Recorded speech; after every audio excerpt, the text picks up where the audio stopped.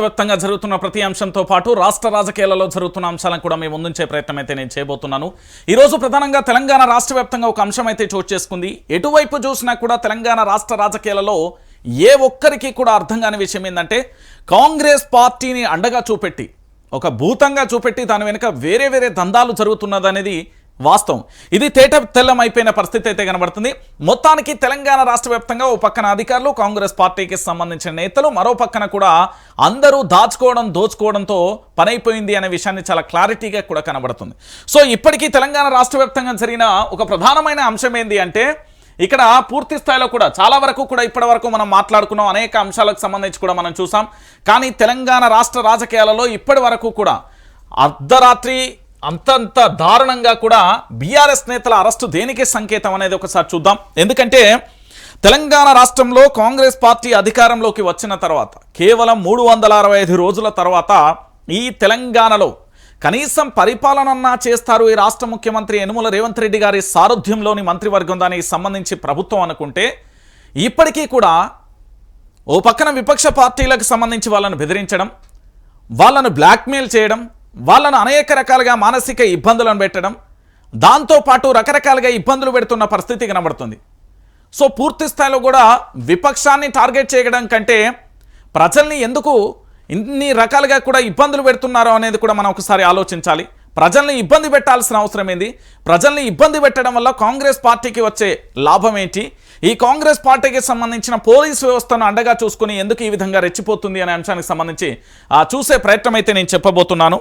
సరే, మొత్తానికి ఏది ఏమైనప్పటికీ తెలంగాణ రాష్ట్రంలో ఇప్పటివరకు జరిగిన కొన్ని పరిణామాలలో చోటు చేసుకున్న కొన్ని అంశాలు కూడా మీరు చూడొచ్చు.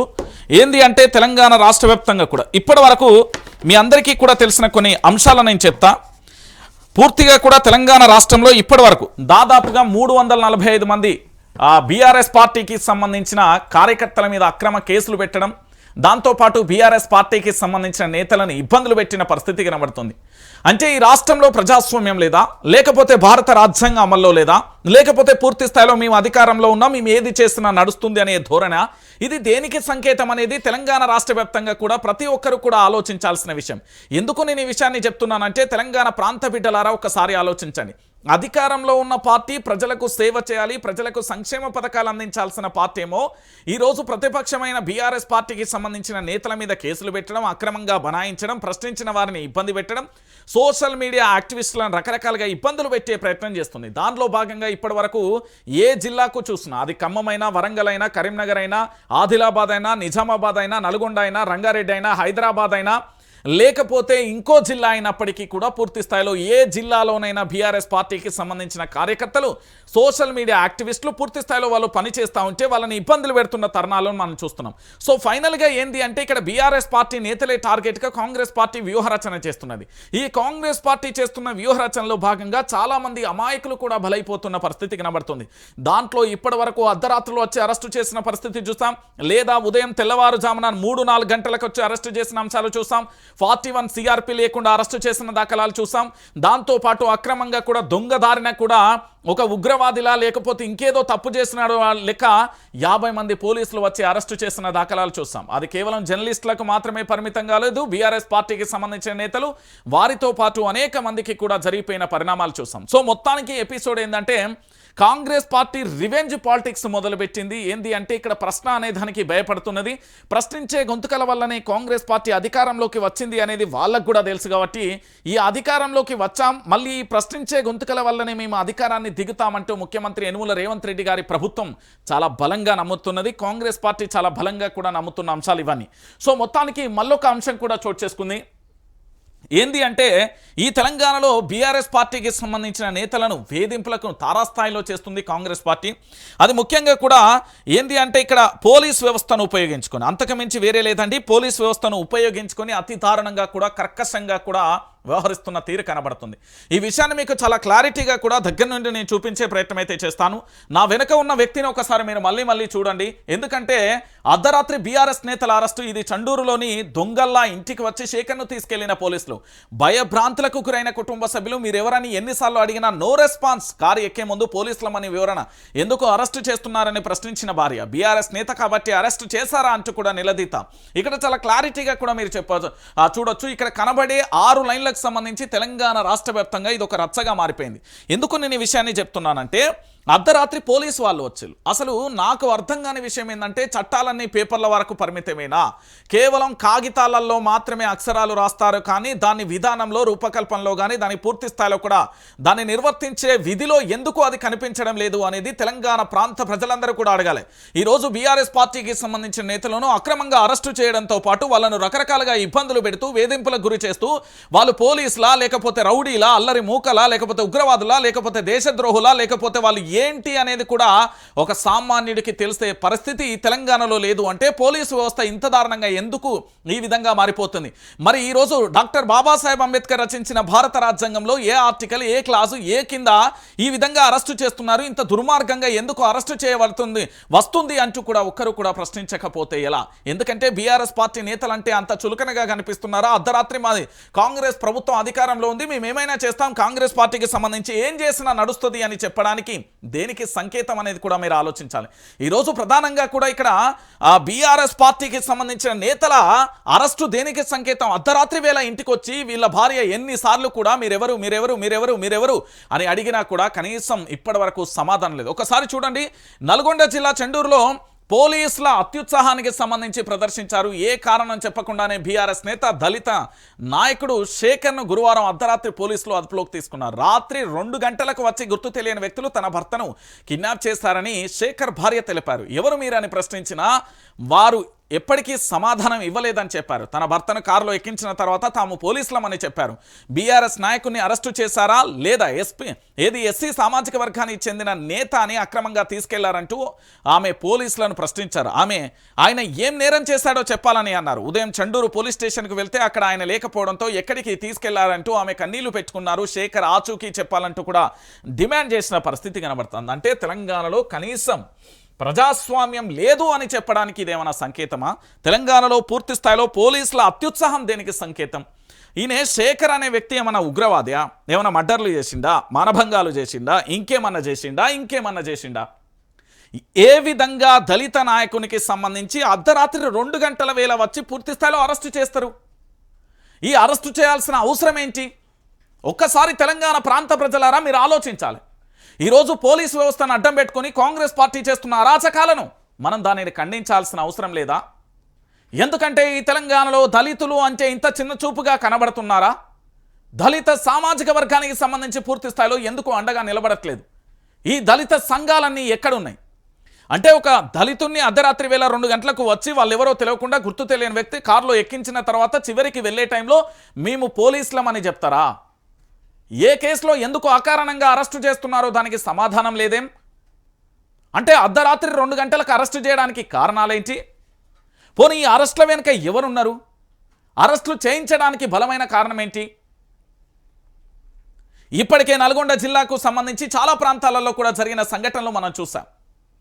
ఈరోజు నల్గొండ జిల్లాకు సంబంధించి చెండూరులో శేఖర్ను అరెస్టు చేయడం దేనికి సంకేతం? ఒక దళిత బిడ్డ కదా, ఒక దళిత బిడ్డను ఇంత దారుణంగా అరెస్టు చేసి తీసుకెళ్లాల్సిన అవసరం ఏంటి? అర్ధరాత్రి పోలీస్ యూనిఫామ్లో లేకుండా మఫ్తీలో వచ్చి సివిల్ డ్రెస్లో వచ్చి అరెస్టు చేయడం దేనికి సంకేతం? దీనికి సంబంధించి ఇప్పటివరకు ఏమైనా సమాధానం చెప్పిర్రా? లేని పరిస్థితి కనబడ్డది. అంటే తెలంగాణ ప్రాంత ప్రజలందరూ కూడా ఆలోచించాల్సిన విషయం, ఈరోజు పోలీసుల నిర్బంధంలో తెలంగాణ ఉందా లేకపోతే ప్రజాస్వామ్యబద్ధంగా తెలంగాణ ఉందా? ఇది మీరు ఆలోచించకపోతే ఇబ్బందుల పాలయ్యే అవకాశాలు కూడా ఉంటుంది. ఈరోజు కేవలం భారత రాజ్యాంగం ఉంది, డాక్టర్ బాబాసాహెబ్ అంబేద్కర్ రచించుడు, మేము విగ్రహాలు పెడుతున్నాం, పూజలు చేస్తున్నాం, లేదా ఆయన జయంతి వర్ధంతికి దండం పెడతాం, లేకపోతే సెమినార్లు నిర్వహిస్తాం, లేకపోతే దానికి సంబంధించి చదివినాం, పూర్తి స్థాయిలో మాకు భారత రాజ్యాంగం తెలుసు అని చెప్పినప్పటికీ కూడా పోలీసుల నిర్బంధాలు దేనికి సంకేతం? చట్టాన్ని తన చేతిలోకి తీసుకోవడానికి పోలీసు వ్యవస్థ ఎందుకు? అంటే ఒక సామాన్య దళిత బిడ్డను అరెస్టు చేయడం దేనికి సంకేతం? ఇది తెలంగాణ రాష్ట్ర వ్యాప్తంగా ఉన్న ప్రతి పౌరుడు అడగాల్సిందే కదా. ఈరోజు ఈ అరెస్టుల పర్వం దేనికి సంకేతం అనేది అడగాల్సిన అవసరం కూడా ఉన్నది కదా. కానీ దీనికి సంబంధించి సమాధానం కూడా లేని పరిస్థితి కనబడుతుంది. ఇక దానితో పాటుగా ఇంకొక విషయం ఏంటంటే, నిన్న నేను చాలా క్లారిటీగా కూడా ఈ విషయాన్ని రాసిన, ఏంది, కోళ్ల పందాలలో మంత్రి పొంగులేటి అనుచరుడు. ఒకసారి చూడొచ్చు, కేవీపీ రామచంద్రరావు సన్నిహితుడు మోయినాబాద్ మామిడి తోట కేసులో ట్విస్ట్.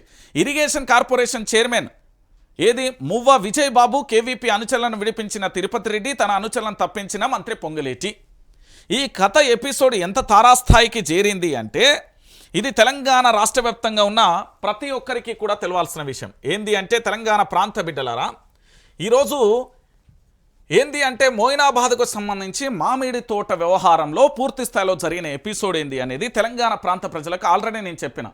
ఏంది అంటే పూర్తిగా కూడా తెలంగాణ రాష్ట్ర వ్యాప్తంగా ఉన్న ప్రతి అంశానికి సంబంధించి కూడా ఆలోచించాల్సిన విషయం ఏంటంటే ఇక్కడ పూర్తిగా కూడా తెలంగాణ ప్రాంత ప్రజలందరూ కూడా ఆలోచించాల్సిన విషయం, ఇక్కడ జరిగే కొన్ని పరిణామాలను పూర్తి స్థాయిలో కూడా మీరు ఆలోచించండి. ఈ మోయినాబాద్కు సంబంధించిన కేసు ఏదైతే ఉందో ఆ కేసుకు సంబంధించి మీ అందరికీ నేను మళ్ళీ చెప్తా. ఇక్కడ అసలు వాస్తవాలను నేను రాసుకొచ్చే ప్రయత్నం అయితే చేసిన. ఒకసారి ఇదంతా కూడా మీరు ఆలోచించుర్రి. ఈరోజు తెలంగాణ రాష్ట్ర వ్యాప్తంగా జరుగుతున్న ఈ కేసుకు సంబంధించి అసలు ఈ కేసు ఎందుకు వచ్చింది, ఈ కేసుకు సంబంధించి జరగాల్సిన పరిణామాలు ఏంటి, ఈ కేసులో అసలు ఏం జరుగుతున్నది, ఎందుకు ఎవరు టార్గెట్ చేశారు, ఎవరు టార్గెట్ చేయాల్సి వచ్చింది అనేది కూడా ఒక్కసారి మీకు ఈ కేసు వివరాలన్నీ కూడా నేను చూపించే ప్రయత్నం చేస్తాను. ఒక్కసారి మీరే చూడుర్రి. ఇది ఎంత ఘోరమైతే తెలంగాణ ప్రాంత బిడ్డలారా, ఒకసారి ఇది కేసుకు సంబంధించి మీరే చూడుర్రి. ఇది పొంగులేటి శ్రీనివాసరెడ్డికి సంబంధించిన అనుచరులకు. ఇప్పుడు చెప్పండి రా అబ్బాయిలు, what do what not do అంటూ ఒక హెడ్లైన్ అయితే ఇక్కడ చూసిల్లు కదా. ఏంటి అసలు ఇక్కడ ఎమ్మెల్సీగా ఉన్న పోచంపల్లి శ్రీనివాసరెడ్డి ఏం సమాధానం చెప్పిండు, అసలు లీగల్ నోటీసులు ఏం పంపించిండు అనేది ఒకసారి చూద్దాం. సో ఫామ్ హౌస్ ఘటనపై పోచంపల్లి శ్రీనివాసరెడ్డి ఫుల్ క్లారిటీ. తప్పుడు ప్రచారం చేస్తున్న వారికి లీగల్ నోటీసులు పంపిస్తా. సోషల్ మీడియాలో శ్రీనివాసరెడ్డికి అండగా నిలిచిన యువత మంచి మనిషిపై నిందలు వేయడం కరెక్ట్ కాదు అంటూ కూడా ఖండనలో అంటూ కూడా చూడొచ్చు. కోడి పందాల వివాదంలో నాకు సంబంధం లేదన్న BRS MLC. Farm house guest house లాంటివి ఏవీ లేవన్నది గుర్తుంచుకోవాలి. కౌలుకిచ్చిన భూమిలో ఎవరో ఏదో చేస్తే నాకేంటి సంబంధం. రాజకీయ జీవితంలో నాపై ఎలాంటి మచ్చలేదు. మచ్చలేని నాపై మసిపూసే ప్రయత్నం చేస్తున్నారు. ప్రభుత్వ పెద్దలు కక్షపూరిత రాజకీయాలకు తలొగ్గొద్దు అంటూ కూడా చెప్పిన పరిస్థితి కనబడుతుంది.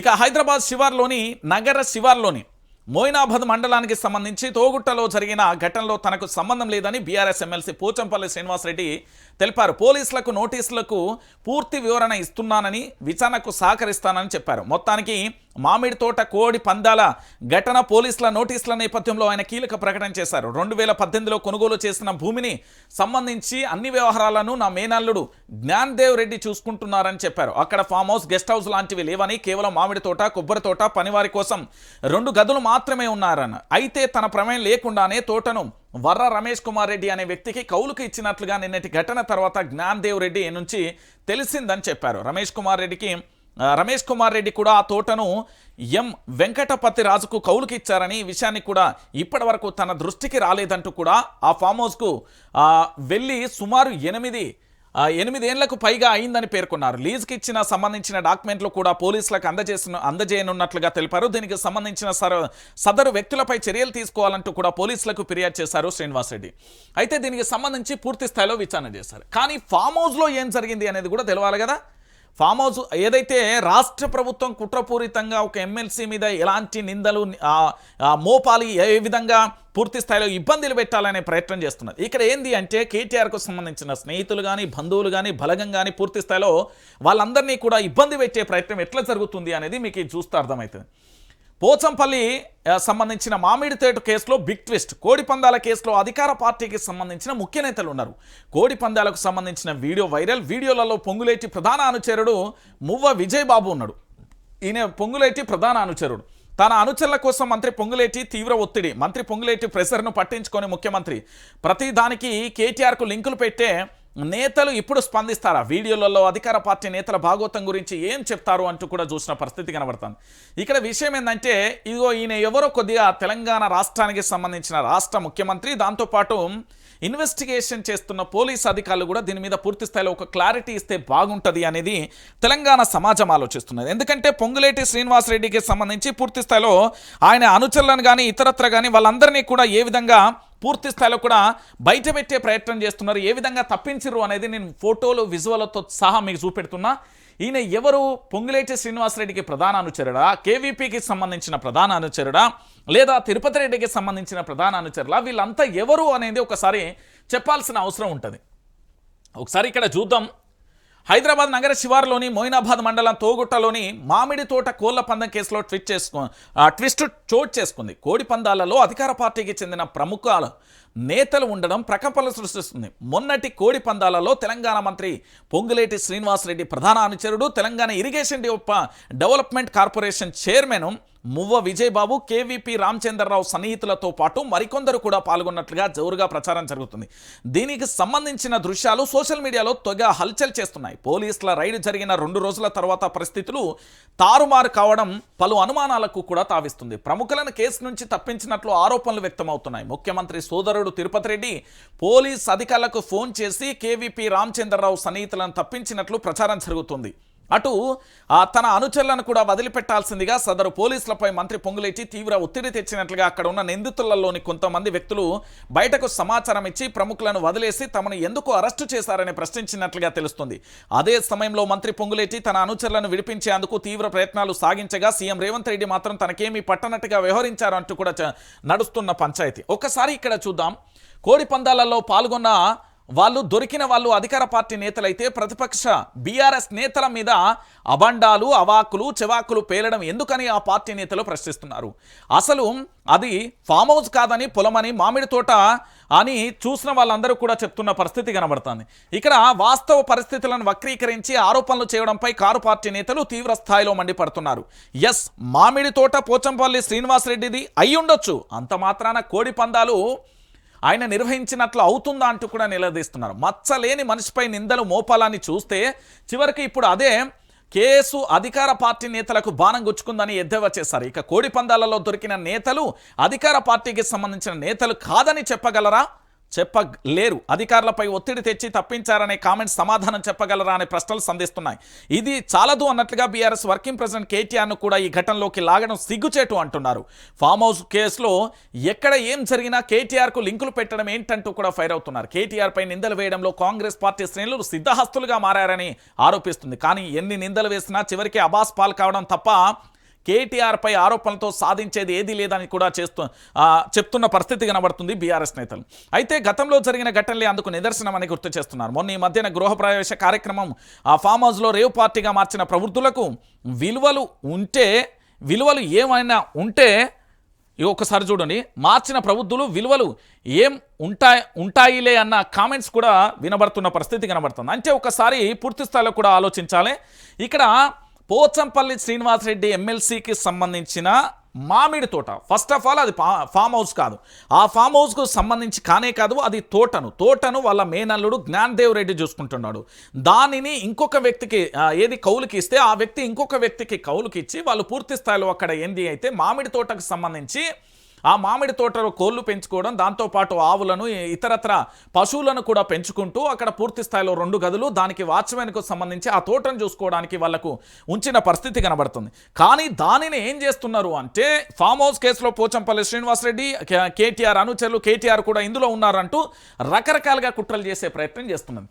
కానీ విషయం ఏంటంటే మరి ఈయన ఎక్కడి నుండి వచ్చిండు అనేది ఒకసారి తెలంగాణ రాష్ట్రానికి సంబంధించిన ఇక్కడ ఉన్న ఇన్వెస్టిగేషన్ చేస్తున్న అధికారులు కానీ, దాంతోపాటు ఆ రోజు ఏం జరిగింది అక్కడ సీసీ కెమెరాలకు సంబంధించి ఫుటేజ్కి సంబంధించి కూడా తెచ్చే ప్రయత్నం చేసినా విఫలమైపోయినాం. పూర్తి స్థల ఫుటేజ్ కూడా దొరకలే. అక్కడ పరిసర ప్రాంతాలలో ఎవరెవరు వచ్చారు అనేది కూడా కార్లు, దానికి సంబంధించిన నెంబర్ ప్లేట్లు కూడా ఉంటాయి కదా, వాటన్నింటినీ ఎందుకు రిలీజ్ చేయలేకపోతున్నారు అంటే ఈ రాష్ట్రానికి సంబంధించిన అటు కేవీపీ రామచంద్రరావు, ఇటు పొంగులేటి శ్రీనివాసరెడ్డి ఇద్దరు అనుచరులు ఆ ఘటనలో అక్కడ జరిగిన కోడి పందాలు ఏవైతే ఉన్నాయో అక్కడ ఉన్నాయి. నిజానికి అక్కడ క్యాసినో జరగలేదు, లేదా ఇతరత్ర బెట్టింగ్ యాప్లు జరగలేదు, లేకపోతే ఇతరత్ర ఏమీ జరగలే. కేవలం అక్కడ జరిగింది కోడి పందాలు. అది ఎవరైతే మామిడి తోట లీజుకు తీసుకున్నారో ఆ వ్యక్తుల ఆధ్వర్యంలో జరిగింది. అంటే ప్రభుత్వం ఒకసారి చూడండి, నేరుగా ఒక వ్యక్తి మీద దాడి చేయలేక వెనక నుండి దాడి చేస్తూ పూర్తి స్థాయిలో అష్టదిగ్బంధనం చేసే ప్రయత్నం చేస్తున్నది. అంటే తన ప్రమేయం లేకున్నా ఆ తోటను కౌలుకి ఇచ్చినా, ఇప్పుడు మనమే ఉన్న ఒక ఉదాహరణకు ఏదైనా ఒక అపార్ట్మెంట్ కానీ లేకపోతే ఏదైనా ఇల్లు రెంట్కి ఇస్తే ఆ ఇంట్లో ఏదైనా జరిగితే ఆ ఇంటి ఓనర్కు బాధ్యత ఎట్లా అవుతుంది? దానికి సంబంధించిన లీగల్ డాక్యుమెంట్లు వాళ్ళకి ఇచ్చే రెంట్కి సంబంధించి అగ్రిమెంటల్ అయితే డాక్యుమెంట్స్ ఉంటాయి కదా, మరి ఈ విధంగా ఎందుకు జరిగింది అనేది కూడా చెప్పాల్సిన అవసరం ఇప్పుడు ఇన్వెస్టిగేషన్ చేస్తున్న అధికారులపై ఉంటుంది. ఇన్వెస్టిగేషన్ చేసే అధికారులను రిక్వెస్ట్ చేసేది ఏంటి అంటే, మీ దగ్గర అక్కడికి వెళ్ళే కార్లు వెళ్ళిన దాని నెంబర్ ప్లేట్లు ఉంటే ఆ కార్లు ఎవరో తెలిసిపోతుంది, అందులో ఉన్న వ్యక్తులు ఎవరో తెలిసిపోతుంది. మరి ఈ వ్యక్తులు అదే కోడి పందాలలో వీళ్ళు పాల్గొన్నారు. ఇగో సాక్ష్యం, ఇక్కడ వీడియో, ఇక్కడ ఈ ఫోటో కూడా కనబడుతున్నది. ఈయన పొంగులేటి శ్రీనివాస్ రెడ్డికి సంబంధించిన ప్రధానమైన అనుచరుడు. దాంతోపాటు కేవీపీ రామచంద్రరావుకు సంబంధించిన అనుచరులు ఉన్నారు. కేవీపీ రామచంద్రరావు అనుచరులనేమో పూర్తి స్థాయిలో తిరుపతి రెడ్డి ఇడిపించాడనే ఆరోపణలు వస్తున్నాయి. పొంగులేటి శ్రీనివాసరెడ్డి ఒత్తిడి చేస్తే చివరికి ఏమీ చేయలేక వీళ్ళని వదిలేస్తారనేది మరో ఆరోపణ వస్తుంది. మరి వీటన్నింటికీ సమాధానం చెప్పలేక ఎందుకు కేటీఆర్ మీద కుట్రలు చేస్తున్నారు, ఎమ్మెల్సీ పోచంపల్లి శ్రీనివాసరెడ్డిని ఎందుకు ఇరికించే ప్రయత్నం చేస్తున్నారు అనేది ఇప్పటి వరకు కూడా దీంట్లో సమాధానం లేని పరిస్థితి కనబడుతుంది. సో పూర్తి స్థాయిలో తెలంగాణ రాష్ట్ర వ్యాప్తంగా కుట్రలు కుతంత్రాలు ఏ స్థాయిలో జరుగుతున్నాయని చెప్పడానికి ఇది ఒక నిదర్శనమని చాలా క్లారిటీగా కూడా మీరు చూడండి. ఇక్కడ ఏంది అంటే, ఇగో ఈ పర్సన్ ఇక్కడ ఎగ్జాక్ట్గా ఉన్నాడు, మీరు ఒకసారి చూడొచ్చు. ఈయన ప్రధాన అనుచరుడు కోడి పందాలలో ఉన్న పరిస్థితి కనబడుతుంది. అంటే ఒకసారి తెలంగాణలో ఏం జరుగుతుంది అనేది నాకంటే ఎక్కువ తెలంగాణ ప్రాంత ప్రజలకే తెలిసిపోతుంది. సో ఏ విధంగా ఇట్లా రాజకీయ నాయకులను, అంటే విపక్ష పార్టీకి సంబంధించిన 5-6 ఎమ్మెల్యే, ఎమ్మెల్సీ, ఎంపీ లేదా రాజ్యసభ సభ్యులు, లేకపోతే ఆ పార్టీకి సంబంధించిన జిల్లా అధ్యక్షులు, మాజీ ఎమ్మెల్యేల మీద బీఆర్ఎస్ పార్టీ మీద మాత్రమే ఎందుకు ఫోకస్ పెడుతున్నది అనేది సమాధానం చెప్పాల్సిన అవసరం ఉంది. సో ఈయనను ఏ విధంగా వదిలేశారు అనేది ఒకసారి చెప్పాల్సిన పరిస్థితి కనబడుతుంది. ఎందుకంటే ఈయన ఇరిగేషన్ కార్పొరేషన్ చైర్మన్ కదా విజయబాబుకు సంబంధించి. మరి ఈయన ఇక్కడ ప్రధాన అనుచరుడితో పాటు దీంట్లో పాల్గొన్నాడు కదా, మరి దీని మీద ఎందుకు ఇన్వెస్టిగేషన్ జరుగుతలేదు, దీని మీద ఎందుకు కేసు జరుగుతలేదు అనేది కూడా ఒకసారి మీరు అందరూ కూడా ఆలోచించాల్సిన అవసరం ఉంటుంది. దాంట్లో ఏవన్గా ఉన్న ఎవరైతే గబ్బర్, దాంతోపాటు రాజు లేకపోతే శ్రీకాంత్ అని చెప్తారో ఆయన కూడా నిన్న వివరణ ఇచ్చిన పరిస్థితి కనబడతాను. సో ఫైనల్గా కోడి పందాలు మాత్రమే అక్కడ జరిగాయి, అది కౌలుకు తీసుకున్న వ్యక్తులు జరుపుకున్నారు, దానికి ఓనర్కు ఎలాంటి సంబంధం ఉండదు. సో ఇలాంటి పరిస్థితులలో రాష్ట్రానికి సంబంధించిన ప్రభుత్వం ఎంత దారుణంగా వ్యవహరిస్తుంది అనేది ఒకసారి తెలంగాణ ప్రాంత ప్రజలు ఆలోచించాలి. అంటే కుట్రపూరితంగా ఏదైనా చేస్తాం, కుట్రపూరితంగా ఎలాగైనా అరెస్టు చేపిస్తామని చెప్తున్నారా, లేకపోతే ఏం చేయాలి అనుకుంటున్నారు అనేది ఒకసారి మీరందరూ కూడా ఆలోచించాల్సిన విషయం మీ అందరికీ కూడా నేను చెప్తున్నా. సో ఒకసారి తెలంగాణ ప్రాంత బిడ్డలారా, ఇదొక అంశం అయితే ప్రభుత్వం చేస్తున్న కుట్ర అండి ఇది. ఇక దీనితో పాటు ప్రభుత్వానికి సంబంధించిన కుట్రలు కుతంత్రాలు ఏ విధంగా బట్టబయలైనాయి, ఈ ప్రభుత్వానికి సంబంధించి జరిగిన పరిణామాలు ఎట్లున్నాయి, వాటికి సంబంధించిన మరొక ఎపిసోడ్ కూడా మీకు చూపించే ప్రయత్నం చేస్తాను. ఎందుకంటే ఇప్పటివరకు మీరు చాలా చూసి ఉండవచ్చు. తెలంగాణ రాష్ట్ర వ్యాప్తంగా రాష్ట్ర ఇన్ఛార్జిగా ఉన్న దీపాదాస్ మునిషి, ఈ దీపాదాస్ మునిషికి సంబంధించి చాలా వాళ్ళు చాలా రకాలుగా గిఫ్ట్లు ఇచ్చారనేది కాంగ్రెస్ పార్టీలో జోరుగా చర్చ జరుగుతుంది. 5-6 ఎమ్మెల్సీ పదవుల కోసం మొన్నటికి జరిగిన పార్లమెంటుకు సంబంధించి కావచ్చు, ఇక్కడ ఏది జరిగినా పంపకాలలో ఏదో తేడా వచ్చింది. ఆ విషయంలో రేవంత్ రెడ్డికి వెళ్ళి ఢిల్లీకి పోయి చెప్పడం వల్లనే ఇక్కడ తెలంగాణ ఇన్ఛార్జిగా ఉన్న దీపాదాస్ మునిషిని తప్పించారు అనేది సోషల్ మీడియాలో జరుగుతున్న చర్చ. సో మొత్తానికి ఇప్పటికిప్పుడు తెలంగాణలో ఇన్ఛార్జిని మార్చాల్సిన అవసరం ఏమున్నది, ఇప్పటికిప్పుడు తెలంగాణలో ఎందుకు ఇన్ఛార్జిని మార్చిర్రు అంటే దానికి సమాధానం లేదండి. ఒక జాతీయ పార్టీకి సంబంధించి తెలంగాణలో ఇప్పట్లో ఎన్నికలు లేవు, లేదా తెలంగాణలో ఇప్పటి వరకు పూర్తి స్థాయిలో ఏంది ఈ ప్రభుత్వానికి సంబంధించి ఆల్రెడీ ఇక్కడ రాష్ట్ర ప్రభుత్వం ఏర్పడింది, కాంగ్రెస్ పార్టీ అధికారంలోకి వచ్చింది. మరి అలాంటప్పుడు ఇప్పుడు ఏ విధంగా పూర్తి స్థాయిలో కూడా ఇక్కడ కాంగ్రెస్ ఇన్ఛార్జిని మార్చిర్రు అనేది కూడా ఒక అర్థం కాని విషయం. ఒకసారి ఇదైతే చూద్దాం. రాష్ట్ర కాంగ్రెస్ ఇన్ఛార్జిగా మీనాక్షి నటరాజన్, రాహుల్ టీంలో కీలక నేతగా గుర్తింపు. మీనాక్షి ఎంపికపై పిసిసి చీఫ్ హర్షం. రాష్ట్ర కాంగ్రెస్ వ్యవహారాల ఇన్ఛార్జిగా మీనాక్షి నటరాజన్ను నియమిస్తూ ఏఐసిసి ఉత్తర్వులు చేసింది. రాహుల్ గాంధీ టీంలో కీలక నేతగా మీనాక్షి నటరాజన్కు గుర్తింపు ఉంది. ఈ మేరకు కేసీ వేణుగోపాల్ ప్రకటన విడుదల చేశారు. మీనాక్షి త్వరలోనే బాధ్యతలు స్వీకరించనున్నారు.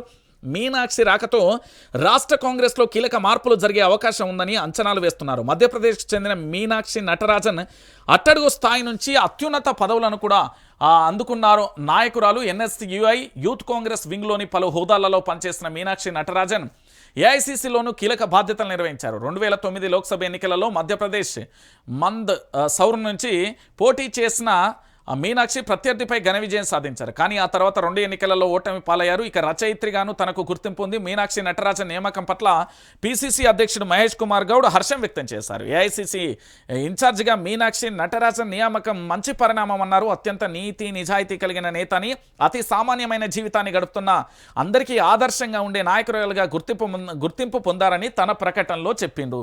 సరే, మస్తు బుగిడీలు మస్తు చెప్పిండు మహేష్ కుమార్ గౌడ్ అన్న, మస్తు చెప్పిండు. అది తెలంగాణ ప్రాంత ప్రజలకు తెలుసు.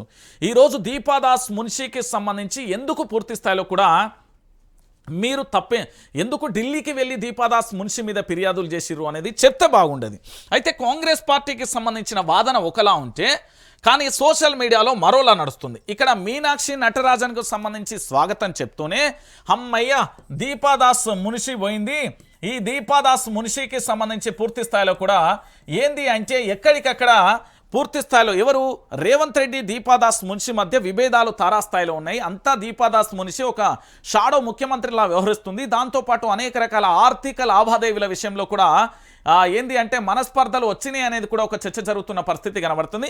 సో మొత్తానికి ఏం జరిగింది, ఏం జరుగుతున్నది అనేది కాంగ్రెస్ పార్టీకి సంబంధించిన నేతలు చెప్తేనే బాగుంటుంది అనేది తెలంగాణ ప్రాంతానికి సంబంధించిన ప్రజలైతే అభిప్రాయం వ్యక్తం చేస్తున్న పరిస్థితి కనబడుతుంది. సో ఇలాంటి పరిస్థితులలో మరొక ట్విస్ట్ కూడా చోటు చేసుకుంది. ఓ పక్కన ముఖ్యమంత్రికి సంబంధించి టీం అంతా కూడా తెలంగాణలో చాలా చోట్ల జరుగుతున్న పరిణామాలను చూపిస్తూనే, ఈ తెలంగాణలో చాలామంది బీఆర్ఎస్ పార్టీకి సంబంధించిన నేతల మీద ఫోకస్ పెడుతూనే, ఈ పక్కనే వైపు ఆర్థిక విషయాలలో రాష్ట్ర ఇన్ఛార్జిగా ఉన్న వ్యక్తిని మారుస్తూనే, ఇంకొక వైపు ఇక్కడ ఢిల్లీకి ముఖ్యమంత్రి వెళ్ళడానికి మరో కారణం ఏంటి అనేది ఇప్పటి వరకు కూడా అర్థం కాని విషయం. ఈ తెలంగాణలో సంవత్సర కాలంగా పూర్తి స్థాయిలో కూడా జరుగుతున్న పరిణామాలను అందరం చూసాం. ఈ రాష్ట్రానికి సంబంధించి ఒక హోంమంత్రి లేడు, ఈ రాష్ట్రానికి సంబంధించిన విద్యాశాఖ మంత్రి లేడు, ఈ రాష్ట్రానికి సంబంధించిన పూర్తి స్థాయిలో మున్సిపల్ శాఖ మంత్రి లేడు.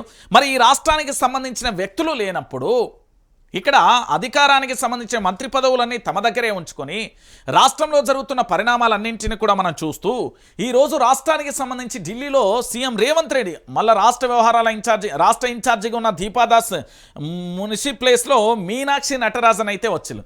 మరి ఈరోజు ఢిల్లీకి ముఖ్యమంత్రి దేనికి? ముఖ్యమంత్రి ఢిల్లీకి వెళ్ళడం వల్ల తెలంగాణ రాష్ట్రానికి ఒరిగేదేంటి?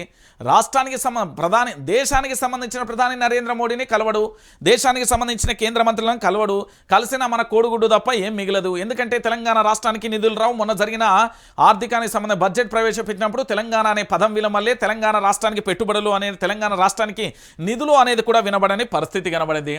మరి ఢిల్లీలో సీఎం రేవంత్ రెడ్డి నేడు కేసీ వేణుగోపాల్తో భేటీ, పీసీసీ పదవులపై చర్చించే ఛాన్స్. సీఎం రేవంత్ రెడ్డి ఢిల్లీ పర్యటనలో ఉన్నారు. కాంగ్రెస్ పార్టీ జాతీయ ప్రధాన కార్యదర్శి కేసీ వేణుగోపాల్ నుంచి శుక్రవారం పిలుపు రావడంతో హుటాహుటిన ఢిల్లీకి బయలుదేరారు. నేడు కేసీతో సీఎం రేవంత్ రెడ్డి భేటీ కానున్నారు. ఈ సందర్భంగా పీసీసీ కార్యవర్గ పదవులను తేల్చే ఛాన్స్ ఉన్నట్లుగా తెలుస్తుంది. ఇప్పటికే గత కొన్ని రోజులుగా తెలంగాణ కాంగ్రెస్ లో పదవుల పందరంపై జోరుగా చర్చ జరుగుతున్న ఆశావాహులు అధిష్టానం నుంచి వచ్చే కబురు కోసం ఎదురు చూస్తున్నారు. సో మొత్తానికి ఢిల్లీలో జరిగే విషయానికి సంబంధించి ఒకసారి మనందరం కూడా ఆలోచిద్దాం. ఈ ఢిల్లీలో సీఎం రేవంత్ రెడ్డి ఎవరిని కలుస్తున్నాడు? ఈ దేశానికి సంబంధించిన ప్రధాని నరేంద్ర మోడీనా? కాదు. మరి ఈ దేశానికి సంబంధించిన కేంద్ర మంత్రులనా? కాదు. మరి ఈ దేశానికి సంబంధించిన ఏ వ్యక్తులను కలుస్తున్నాడు అనేది కూడా ఒకసారి మనందరం ఆలోచించాలి. మరి ఈ దేశానికి సంబంధించిన వ్యక్తులను కలవనప్పుడు ఇక్కడ జరిగే పరిణామాలకు సంబంధించి మనం చూస్తున్నాం కదా. మరి కేసీ వేణుగోపాల్కు తెలంగాణ రాష్ట్రానికి ఉన్న సంబంధం ఏంది అంటే, ఢిల్లీలో ఉన్న నేతలు మాత్రమే, ఈశాన్య రాష్ట్రాలకు సంబంధించిన వ్యక్తులు మాత్రమే దక్షిణాది రాష్ట్రాల మీద పూర్తి స్థాయిలో ఆధిపత్యాన్ని చెలాయిస్తారా? లేకపోతే ఢిల్లీకి సంబంధించిన కాంగ్రెస్ మాత్రమే తెలంగాణ రాష్ట్రం మీద పూర్తి స్థాయిలో ఆధిపత్యాన్ని కొనసాగిస్తే, మరి ఇక్కడ తెలంగాణ రాష్ట్ర ముఖ్యమంత్రిగా యనుమల రేవంత్ రెడ్డి కేవలం జిరాక్స్ కాపీ అయినా, రాష్ట్ర ముఖ్యమంత్రిగా ప్రమాణ స్వీకారం చేసి తన చేతిలో ఎలాంటి అధికారాలు పవర్స్ లేకుండానే పరిపాలన చేస్తున్నాడా? అంతా కేసీ వేణుగోపాల్, లేకపోతే దేశానికి సంబంధించిన జాతీయ పార్టీకి సంబంధించిన రాహుల్ గాంధీ, లేకపోతే మొన్నటి వరకు దీపాదాస్ మున్షో, ఇప్పుడు మీనాక్షి నటరాజనో, వీళ్ళు మాత్రమే పరిపాలన చేస్తారు తప్ప ఈ తెలంగాణ రాష్ట్రానికి సంబంధించిన బిడ్డలు పరిపాలన చేయాల్సిన అవసరం లేదా? ఈ తెలంగాణ రాష్ట్రానికి సంబంధించిన కాంగ్రెస్ పార్టీకి సంబంధించి చాలా మంది నేతలు ఉన్నారు కదా. ఈ కాంగ్రెస్ పార్టీని బతికి బట్టగట్టించింది రెడ్డి బిడ్డలే. బీసీకి సంబంధించిన చాలా మంది నేతలు పార్టీ మారి వెళ్ళిపోయినా కూడా తెలంగాణ చాలా వరకు బీసీ నినాదం కూడా వినబడుతున్న పరిస్థితి కనబడుతుంది. చాలా వరకు మనం చూస్తున్న పరిణామాలు కూడా కనబడుతున్నాయి. త్వరలో కూడా ఆ రిజల్ట్స్ కూడా మీ ముందుంచే ప్రయత్నం అయితే చేస్తా. ఇక్కడ ఇంకొక విషయాన్ని కూడా చూడండి. ఢిల్లీకి ముఖ్యమంత్రి వెళ్ళిండు. ఢిల్లీకి ముఖ్యమంత్రి ఎందుకు వెళ్ళాలి? ఈ తెలంగాణలో ఎవరికి ఏ శాఖ ఇవ్వాలో రాష్ట్ర ముఖ్యమంత్రి తెలియదా? ఈ తెలంగాణలో ఎవరికి ఏ కార్పొరేషన్ ఇవ్వాలో రాష్ట్ర ముఖ్యమంత్రి తెలియదా? మరి అలాంటప్పుడు కేవలం ఎందుకు పదే పదే ఢిల్లీకి వెళ్ళి అనవసరంగా ప్రజల సొమ్మును వృధాగా కూడా దుర్వినియోగం అయిపోతున్న పరిస్థితి కనబడుతుందా? ఓ పక్కన లంకె బిందెలు కాదు ఏంది అంటే కుండ బిందెలు ఉన్నాయని చెప్పిన ఇదే రాష్ట్ర ముఖ్యమంత్రి ఈరోజు తెలంగాణ రాష్ట్ర వ్యాప్తంగా కూడా ఇక్కడి పదవులను పంపకాలలో ఢిల్లీకి వెళ్ళి మోచేతులు జీ హుజూర్ అనాల్సిన అవసరం ఏంటి అనేది కూడా తెలంగాణ ప్రాంత ప్రజలు అడుగుతున్న పరిస్థితి కనబడుతుంది. మరి ఈ విషయంలో తెలంగాణ రాష్ట్రానికి సంబంధించిన వ్యక్తులు ఎందుకు స్పందించట్లేదు? ఢిల్లీకి వెళ్ళినంత మాత్రాన ఈ తెలంగాణ రాష్ట్రానికి ఒరిగేదేంది? ఢిల్లీకి వెళ్ళి పదవుల కోసం అయితే ఢిల్లీ నుంచే పరిపాలన చేయమని తెలంగాణ ప్రాంత ప్రజలు అడుగుతున్నారు. మరి ఇక్కడ తెలంగాణ రాష్ట్రానికి సంబంధించి ఇక్కడి వ్యక్తులుగా ఇక్కడి పరిపాలన చేయకపోతే ఎట్లా అనేది కూడా ప్రశ్నార్థకం. సో మొత్తానికి తెలంగాణ రాష్ట్ర పరిపాలన తెలంగాణలో లేదు, పక్క రాష్ట్రాల చేతులలో కీలుభూమగా ఉన్నది. దాన్ని విడిపించుకోవాల్సిన బాధ్యత కూడా యావత్తు తెలంగాణ సమాజం మీద ఉన్నది అనే విషయాన్ని కూడా మీరు అందరూ కూడా గుర్తుపెట్టుకోవాలి. ఇక దాంతో పాటుగా మరొక అంశాన్ని కూడా చూద్దాం. ఏంటి అంటే నిన్న చాలా ఆశ్చర్యకరం అనిపించింది. ఏం చూసినా ఏం కథ అంటే చట్టసభలలో హూందాతనం అనేదే లేదు. ఎవరు చెప్పిర్రు ఇది? నేను చెప్పినా? అన్నా నువ్వు చెప్పినావా? వైఆర్టీవీ చూస్తున్న వ్యూవర్స్ చెప్పిర్రా? లేకపోతే వైఆర్టీవీ టీం చెప్పిందా? లేకపోతే ఎవరు చెప్పారు? ఇది మీ అందరికీ గుర్తుండాలి. స్వయాన కూడా రాష్ట్ర ముఖ్యమంత్రి యనుమల రేవంత్ రెడ్డి గారు చెప్పారు, చట్టసభలలో హూందాతనం లేదు. ఎన్ని తిట్లు తిడతావు, ఎంత చండాలంగా మాట్లాడతావనే పోటీ. రాజకీయ నాయకులు మాట్లాడుతుంటే టీవీ ఛానల్స్ మార్చేసే దుస్థితి నేడు. దేవేందర్ గౌడ్ పుస్తక ఆవిష్కరణ సభలో మా ముఖ్యమంత్రి మాట్లాడుతున్న అంశాలు. మరి ఈ చట్టసభలలో ఉన్నది ఎవరు? ప్రజల చేత ప్రజల కొరకు ఎన్నుకోబడిన మెంబర్ ఆఫ్ లెజిస్లేటివ్ కౌన్సిల్ కానీ మెంబర్ ఆఫ్ లెజిస్లేటివ్ అసెంబ్లీ కానీ వీళ్ళందరూ కూడా ప్రజల కోసమే కదా. ఏంది నియోజకవర్గాల అభివృద్ధి కోసం, తెలంగాణ రాష్ట్ర అభివృద్ధి కోసంగా మాత్రమే పనిచేస్తారు కదా. మరి అక్కడికి వెళ్ళి ఏం మాట్లాడాలి? మా నియోజకవర్గంలో ఆసుపత్రి కావాలి, మా నియోజకవర్గంలో బడి కావాలి, మా నియోజకవర్గానికి రోడ్లు కావాలి, మా నియోజకవర్గానికి మంచిలు కావాలి, మా నియోజకవర్గానికి సంబంధించి డబుల్ బెడ్రూమ్ ఇల్లులు కావాలి, మా నియోజకవర్గానికి ఇన్ని సంక్షేమ పథకాలు కావాలి, మా నియోజకవర్గానికి సంబంధించిన అధికారులకు సంబంధించిన ఆఫీసులు కావాలి, మా నియోజకవర్గానికి సంబంధించిన బిల్డింగులు కావాలని రకరకాలుగా చర్చించాల్సిన ఈ నేతలే ఆడికెళ్ళి తాగెచ్చినవా తాగిలేదా డ్రంక్ అండ్ డ్రైవ్ టెస్ట్ కాను మొదలు పెడితే పూర్తి స్థాయిలో ఒక్కొక్కరు మాట్లాడే భాష అర్థం కాని విధంగా రోతగా మారిపోయిన పరిస్థితి కనబడింది. దీనికి మొదలు పెట్టింది రాజకీయ నాయకులే, దీనికి చరమగీతం పాడాల్సింది కూడా వాళ్ళే. వాళ్ళ ఆత్మ పరిశీలన చేసుకోవాలి. ఈ రోజు ఏదో చట్టసభలు చూస్తూ ఉంటే నేను ముఖ్యమంత్రి హోదాలో ఉన్నా కదా, నేను మాట్లాడితే ఏదైనా చెల్లుతా అంటే ఇది కరెక్ట్ పద్ధతి కాదు. ఎందుకు నేను ఈ విషయాన్ని చెప్తున్నానంటే ఈరోజు చట్టసభలలో హూందాతనం లేదు అని చెప్తున్నారు కదా, ఆ హూందాతనాన్ని పోగొట్టింది మీరు కదా. చట్టసభలలో సామాన్యుడు వస్తాడా? చట్టసభలలో సిగ్నల్ దగ్గర అడుకునేటోళ్ళు వస్తారా? చట్టసభలలో పూర్తి స్థాయిలో ఎవరైనా పూర్తి స్థాయిలో రోడ్డు మీద తిరిగేటోళ్ళు వస్తారా? నాలాంటి వాళ్ళు వస్తారా? ఇంకోళ్ళు రారు కదా. ప్రజల చేత ఎన్నుకోబడిన నేత మాత్రమే చట్టసభల్లో ఉన్నప్పుడు దాని తెలంగాణలో ఉన్న 4 కోట్ల మందితో పాటు ఇతర రాష్ట్రాలకు సంబంధించిన వ్యక్తులు కూడా చూస్తారు. మన తెలంగాణ రాష్ట్రం మీద డేగ కన్ను మీద పూర్తి స్థాయిలో కూడా చూస్తున్న పరిస్థితి కనబడుతుంది. చాలా మనం ఒళ్ళు దగ్గర పెట్టుకుని హూందాతనంగా మాట్లాడాలి, మళ్ళీ ప్రజల్లోకి వెళ్ళి ముఖం చూపెట్టాలనే తెలివి ఉండాలి. కానీ వీళ్ళు వెళ్ళిపోయి ఏం చేస్తారు? ఓయమ్మ అంటే ఓయమ్మ, చట్టసభలకు రావనే కూసోవా, ఏం మాట్లాడుతున్నావా, ఏం మాట్లాడతాడు అనే కాడి బూతుల పురాణం మొదలు పెడతారు. ఓ సమస్య గురించి మాట్లాడేలా ఇప్పటి వరకు 2 సార్లు 3 సార్లు అసెంబ్లీ సెషన్ జరిగింది కదా, ఎక్కడ పూర్తి స్థాయిలో కూడా ఒక సమస్య గురించి మాట్లాడిల్లు, ఒక సమస్యను పరిష్కరించే దిశగా మాట్లాడిండు, దేని గురించి మాట్లాడిల్లు? నాకు అర్థం కాని విషయం ఏంటంటే ఈ తెలంగాణ ప్రాంతంలో ప్రజలు కూడా ప్రతి ఒక్క పౌరుడు కూడా ఆలోచించండి. ఈరోజు చట్టసభల గురించి రాష్ట్ర ముఖ్యమంత్రి గారు మాట్లాడుతాం, మరి రాష్ట్ర ముఖ్యమంత్రి బయట మాట్లాడింది తొక్కుతా, నారదీస్తా, పేగులు తీస్తా, తొండలు జొర్ర పెడతా, తంబానికి గండెత్తా. ఏంది? ముఖ్యమంత్రే కదా, లేకపోతే ఫామ్ హౌస్ పోయి దున్నుతా అది ఇదని చెప్తాం. ముఖ్యమంత్రి హోదాలో మాట్లాడాలి కానీ ముఖ్యమంత్రి హోదాను మర్చిపోయి మాట్లాడితే ఎట్లా? ఇది ముందు మనం చెప్పే ముందు మనం ఆత్మ పరిశీలన చేసుకోవాలి. అవన్నీ పక్కన పెట్టి గిట్ల మాట్లాడితే మనం ఏం చేస్తామండి? తెలంగాణ ప్రాంత ప్రజలారా, చట్టం మన చేతిలో ఉన్నప్పుడు చుట్టం కాదు, చట్టం తన పని తాను చేసుకుంటూ ప్రజలకు సేవ చేయాలి. ఈరోజు పూర్తి స్థాయిలో పోలీసు వ్యవస్థ ఈయన చేతిలో ఉంది. తెలంగాణ రాష్ట్రానికి సంబంధించిన మేము ఫోన్ మాట్లాడే మా ఫోన్లు కూడా ఈయన చేతుల్లోనే ఉన్నాయి. నిఘా నీడలో మేము ఉన్నాం. వాస్తవం చెప్తున్నది. మొత్తం ఫోన్ అన్ని ట్రాపులు చేస్తాడు, అన్ని ఇంటాడు, మళ్ళీ చెప్పేటి ఏమో బయటికి రా. ఎంత అద్భుతం అంటే సినిమాలలో మాత్రమే మనం రాజకీయ నాయకులను చూస్తాం. ఏది బహుశా నాకు తెలిసి ఏదో సినిమాలు ఉంటాయి, మిరపకాయ సినిమా అనుకుంటే ఏదో ఒక సినిమా ఉంటుంది రామ్కు సంబంధించి. దాంట్లో రాజకీయ నాయకుడికి సంబంధించి మార్కెట్ యార్డ్లో మిర్చి అమ్ముకుంటారు. దానికి సంబంధించి లోపల వాడు చేసే రాజకీయం ఎట్లుంటుందో తెలుసు. బయటకు వచ్చి ఆ మేకప్ వేసుకొని ఎంత శుద్ధపూస లెక్క మాట్లాడుతుంది. సినిమాలలో కనబడేది రియాలిటీ, ఇక్కడ జరిగేది కూడా గదే రియాలిటీ. వీళ్ళనే ఇదే క్యారెక్టర్లను తీసుకుపోయి ఆడబెడతారు. తెలంగాణలో కూడా అలాంటి పరిస్థితులు ఉన్నాయనే విషయాన్ని తెలంగాణ ప్రజలు ఆలోచించుకోండి. ఇక దాంతోపాటు ఇంకొక విషయం ఏంటంటే ఈ తెలంగాణలో పంచాయతీ మొదలవుతున్నాయి అంటే ప్రధాని మోదీ బీసీ కాదు, లేకపోతే ఈ బీసీలకు సంబంధించిన నిదానదో జోరుగా కనబడుతుంది. ఎక్కడ చూసినా ఏం కథ చూసినా కూడా ఇవే కనబడుతున్నాయి. అంటే ఇవన్నీ ఆలోచించిన తర్వాత కాస్త ఆలోచనలో పడ్డా నేను. ఒకరు బీసీ నినాదం అంటారు, ఒక్కొక్కరు ఇంకొక నినాదం అంటారు, రకరకాలుగా చెప్తున్నారు. సరే, మొత్తానికి ఎవరు ఎన్ని నినాదాలు చెప్పినా కూడా కనబడే విషయం తెలంగాణ ప్రాంత బిడ్డలకు తెలుస్తుంది కదా. అయితే ఈ విషయాలన్నీ ఆలోచించిన తర్వాత తెలంగాణ రాష్ట్రంలో పూర్తి స్థాయిలో కూడా బీసీకి సంబంధించి లేదా బీసీ నినాదమో, ఎస్సీ నినాదమో, ఎస్టీ నినాదమో, లేకపోతే ఇతరత్ర నినాదాలను పోగేసుకొని పూర్తి స్థాయిలో ప్రతి ఒక్కరు కూడా ఆలోచిస్తున్నారు. ఏంది అంటే కుల సామాజిక వర్గాల బేస్ చేసుకొని పూర్తిగా కూడా వీళ్ళు మాట్లాడుతున్నారు. కానీ ఈ విషయాలన్నింటినీ పక్కన పెట్టి పూర్తి స్థాయిలో తెలంగాణలో జరుగుతున్న విషయాన్ని మాత్రం ఏ ఒక్కరు కూడా మాట్లాడని పరిస్థితి కనబడుతుంది. సో మొత్తానికి ఈరోజు మళ్ళొక్కసారి బీసీ మీద పడ్డ పరిస్థితి కనబడుతుంది. ఎవరు ప్రధాని మోదీ బీసీ కాదు అంటూ సీఎం అయ్యాక ఓసీ నుంచి బీసీ అయ్యారు. నావి ఆరోపణలు కాదో నిజమే మాట్లాడుతున్నా. తెలంగాణపై ఎన్డీఏ సర్కార్ చిన్నచూపు, యుద్ధానికి తాము సిద్ధం, కేసీఆర్ వస్తారట, యూత్ కాంగ్రెస్ రెడీ అవ్వాలి, క్షేత్రస్థాయిలో ఆయన ఢీకొట్టాలి. కాంగ్రెస్ సంబంధించి మన ముఖ్యమంత్రి యనుమల రేవంత్ రెడ్డి గారు చెప్తున్నారని. ఓకేనా, మన యనుమల రేవంత్ రెడ్డి గారు చెప్తున్న విషయానికి సంబంధించి రియాలిటీకి ఒకసారి మనం చూసే ప్రయత్నం చేద్దాం. ఎందుకంటే మీ అందరికీ కూడా తెలవాలి, వాస్తవానికి ఇవన్నీ కూడా వీళ్ళు మాట్లాడే అంశాలు డిఫరెంట్గా ఉంటాయి. ఈరోజు నా దగ్గర కూడా ఒక డాటా ఉండే, సరే మొత్తానికి నేను చూపించే ప్రయత్నం అయితే చేస్తా. ఇక్కడ విషయం ఏంటంటే పరిపాలన రావట్లేదు. మొట్టమొదటిసారిగా మనం ఆలోచించాల్సిన విషయం ఏంటంటే పరిపాలన అనేది ఇక్కడ తెలంగాణ రాష్ట్ర వ్యాప్తంగా రావట్లేదు. రానప్పుడు ఏం చేయాలి?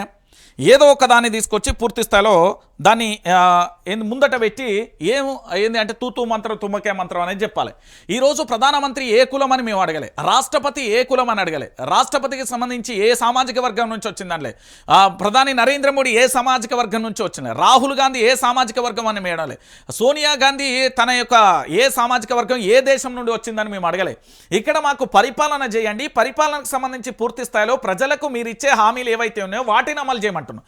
అంటే తెలంగాణలో పరిపాలన చేయలేక, తెలంగాణలో పరిపాలన రాక, అడ్మినిస్ట్రేషన్ తెలవక topic diversion, mostly topic diversion అండి. చాలా వరకు టాపిక్ డైవర్షనే. ఇక్కడ ప్రధాని నరేంద్ర మోడీ గురించి ఇప్పుడు ఎవరు అడిగిందండి? జాతీయ స్థాయిలో భారతీయ జనతా పార్టీని బల్లగుద్ది చెప్తున్నా చాలా స్ట్రాంగ్గా ఉన్నది. భారతీయ జనతా పార్టీని ఢీకొట్టడం కాంగ్రెస్ ముత్తాతల పని కూడా కాదు. ఎందుకు అంటే ఒకప్పుడు ఇదే కాంగ్రెస్ పార్టీని ఏ విధంగా కాంగ్రెస్ పార్టీ భారతీయ జనతా పార్టీని ఏ విధంగా అయితే కించపరిచిలో ఈరోజు కాంగ్రెస్ పార్టీని కించపరుచుకునే పరిస్థితి వచ్చేసింది. ఈరోజు ప్రధాని నరేంద్ర మోడీ కానీ తెలంగాణలో బీసీలకు సంబంధించి కానీ రెడ్ల పంచాయతీ కానీ ఎందుకు వస్తున్నది? ఒక రాజకీయ ఎజెండా కోసం వాళ్ళు చేస్తున్నాయని కపట నాటకాలు. ఒకరు బీసీ అంటారు, ఒకరు రెడ్డి అంటారు, లేకపోతే ఎస్సీ ఎస్టీ, ఈ సామాజిక వర్గాల గురించి వాళ్ళకెందుకు? ప్రభుత్వం ఉన్నది, ప్రభుత్వం చూసుకుంటుంది. ఇప్పుడు ప్రధాని నరేంద్ర మోడీ ఏది ఓసీ అయినంత మాత్రాన ఒరిగేదేంది, బీసీ అయితే మాత్రాన ఒరగపోతుంది. తెలంగాణ రాష్ట్రంలో రెడ్లు ఉంటే అది పక్క రాష్ట్రంలో బీసీలు అవుతారు, అక్కడ బీసీలు ఇక్కడ రెడ్లు అవుతారు. ఇంకో రాష్ట్రానికి పోతే అక్కడ ఎస్సీలు ఏంది అంటే రెడ్లు అవుతారు. ఇంకొంచెం రకరకాలుగా ఉంటాయి. ఒక్కొక్క రాష్ట్రానికి ఒక్కొక్క రకంగా కూడా సామాజిక వర్గాలు మారుతాయి. ఇవన్నీ పక్కన పెట్టి ఎందుకు ఈ రాజకీయాన్ని చేస్తున్నారు మా ముఖ్యమంత్రి అంటే తనకు పరిపాలన రావట్లేదు కాబట్టి చేస్తున్నాయి. ఇంకొక విషయం ఏంటంటే కేసీఆర్ వస్తారట, యూత్ కాంగ్రెస్ రెడీ కావాలంటే ఏంది? కేసీఆర్ మీద బట్ట కాల్చి మీదేయాలి. కాళేశ్వరం అన్నాడు, అదే కాళేశ్వరాన్ని రెండు కళ్ళు చూడక సరిపోక ఈరోజు మేడిగడ్డ మీద ఏంది పుష్ప 2 సినిమా కాక ఫారెస్ట్లో ఏది ఎర్రచందనం దొంగతనం చేసి లారీలు ఎట్లా తరలిస్తారో మేడిగడ్డ దగ్గర పూర్తి స్థాయిలో ఇసుక రవాణా కూడా అంతే స్థాయిలో జరుగుతుంది. మరి దాని గురించి మాట్లాడట్లే. ఇదే తెలంగాణలో పూర్తి స్థాయిలో ఉదయం సాయంత్రం 5 గంటల వరకు ఇసుక రవాణా అనేది అయిపోవాలి, పర్మిషన్ ఉండదు. కానీ 6 గంటల నుంచి 6 గంటల వరకు ఎక్కువ సమయాన్ని కేటాయించింది ఈ రాష్ట్ర ప్రభుత్వం కదా. అంటే తెలంగాణ ప్రాంత బిడ్డలు ఆలోచించాల్సిన విషయం ఏంటంటే కేసీఆర్ను ఢీకొట్టే సామర్థ్యం కాంగ్రెస్ పార్టీలో లేదు, బీజేపీలో లేదు. ఎందుకంటే కల్వకుంట్ల చంద్రశేఖరరావు అనే వ్యక్తి అధికారానికి 14 సంవత్సరాలు ఉన్నారు, ఒడిదొడుకులను ఎదుర్కొన్న నేత. దాంతోపాటు అధికారంలో 10 సంవత్సరాలు ఉన్నారు, అన్నీ తెలిసిన నేత. ఇప్పుడు ఆయన ఢీకొట్టాలి, చేయాలి ఏది అంటే చిటికేస్తే మీ ప్రభుత్వం పోతుంది. అయినప్పటికీ కూడా ఈ ప్రజాస్వామ్య పద్ధతిలో ఇక్కడ రాజ్యాంగాన్ని లేకపోతే ఈ ప్రజాస్వామ్యాన్ని గౌరవిస్తూ కేసీఆర్ సైలెంట్గా ఉంటున్నారు. మీ పార్టీ నుండి కేసీఆర్ను ఎంతమంది కలిసిలో తెలుసా? నన్ను అడుగు, నేను చెప్తా.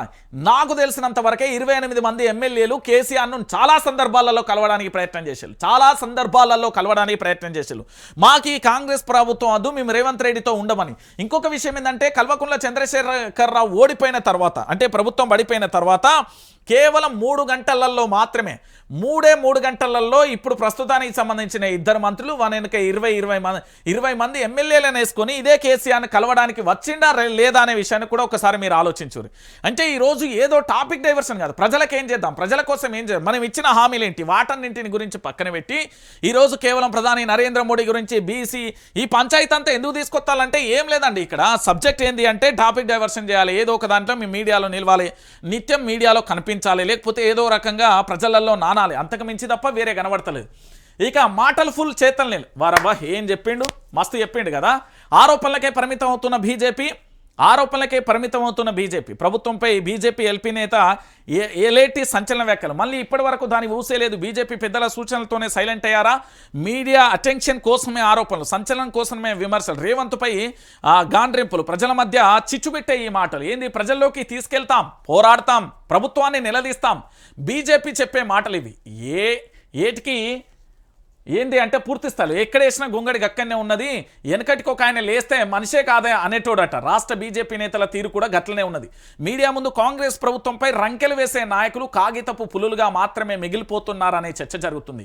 రేవంత్ సర్కార్పై తీవ్ర ఆరోపణలు, అవినీతి ఆరోపణలు చేసిన కమలం నేతలు ఆ తర్వాత తెర మరుగైపోయారు. రాష్ట్రం నాయకులలో ఈ ద్వంద్వ వైఖరికి కారణమేంటి, వాళ్ళల్లో మార్పుకు మూలమేంటి, బీజేపీ పెద్దల సూచనలతోనే సైలెంట్ అవుతున్నారా లేక ప్రభుత్వ పెద్దలతో లోపాయికార ఒప్పందాల, అసలు కమలం పార్టీలో ఏం జరుగుతుంది, వారి మౌనం వెనుక ఉన్న రహస్యం ఏంది అంటే నేను చెప్తా. ఈ తెలంగాణలో పూర్తి స్థాయిలో మీరు అందరూ కూడా ఆలోచిస్తున్నారు కదా. తెలంగాణ ప్రాంత ప్రజలారా మళ్ళీ చెప్తున్నా, ఈడ భారతీయ జనతా పార్టీ కాంగ్రెస్ ఒకటి కాదు, తెలంగాణ కాషాయ కాంగ్రెస్ నెంబర్ 1.